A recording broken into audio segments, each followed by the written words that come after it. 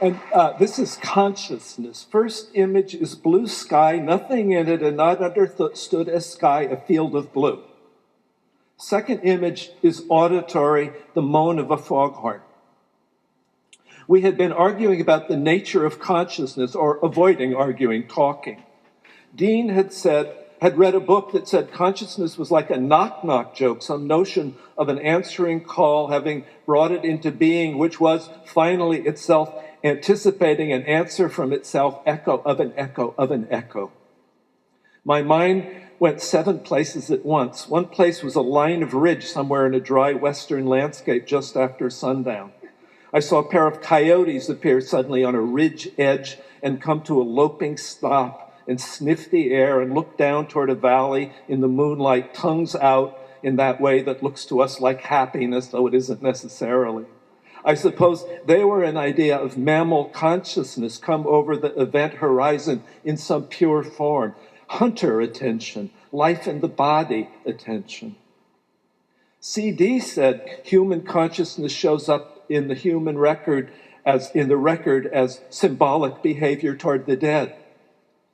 My mind also went to Walt Whitman, not interested, he said, in the people who need to say that we all die and life is a suck and a cell and 2 + 2 is 4 and nothing over.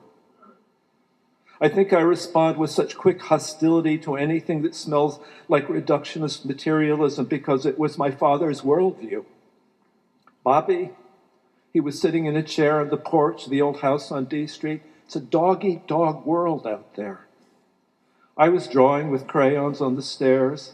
Across the street, the Haley's collie Butch was humping the McLaughlin's collie Amanda on the Mullins' front lawn, their coats shuddering like a wheat field in August.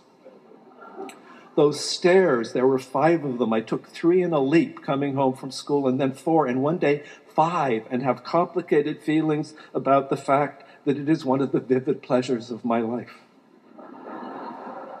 When I came into the room where he was dying of cancer, my father gave me a look that was pure plea, and I felt a flaring of anger. What was I supposed to do? He was supposed to teach me how to die.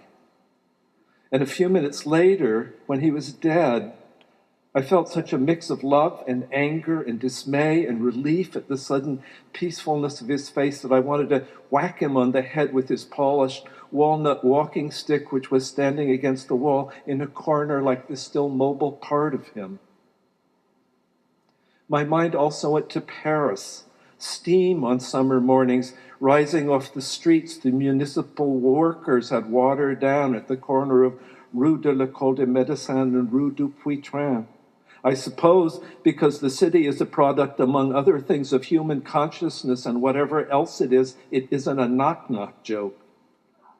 My grandmother used to say what a good baby I was, that they would put me in a crib on the roof of a house on Jackson Street in the sunlight and the smell of sea air from the Golden Gate, and that I never cried. They checked to see if I was sleeping, and I wasn't. My eyes would be wide open. I seemed to be content to lie there looking at the sky.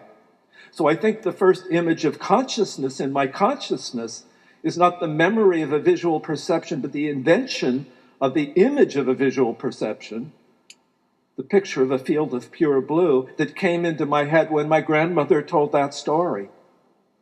Outside, the sound of summer construction starting up. From my window, I see a chicory come out of the dry grasses, pale gold in the early morning light, and raise little puffs of dust as it bounds across the road, going somewhere, going about its chicory business, which at this season must be mostly provision. It was years before I understood that my father was telling his young son that he hated the job he had to go to every day.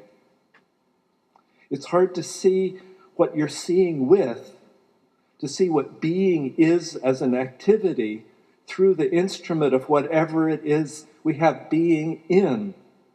Consciousness that means nothing, George Oppen said, that loves itself, Chesov said. My poor father